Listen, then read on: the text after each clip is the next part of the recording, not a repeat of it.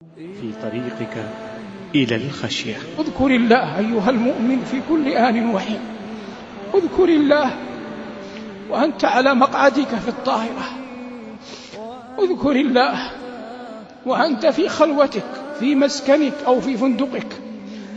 اذكر الله وأنت مع أقرانك وخلطائك في مجلسك. اذكر الله وأنت غاد إلى بيت من بيوتهم. اذكر الله وأنت ترقى سلم بيتك. اذكر الله وأنت بين أبنائك وبناتك. اذكر الله في كل آن وحين.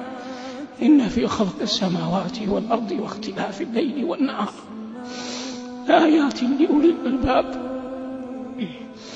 الذين يذكرون الله قياما وقعودا وعلى جنوبهم ويتفكرون في خلق السماوات والأرض ربنا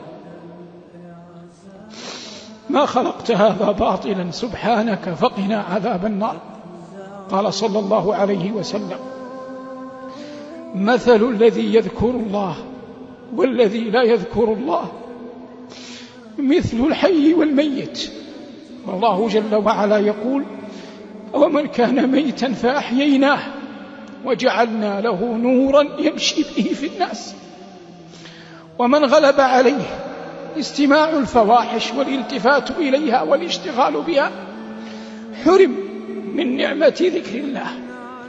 ومن غلب عليه حب الله والرضا بدينه والمسارعة إلى مرضاته غلب عليه أن يذكر الله في كل آن وحين.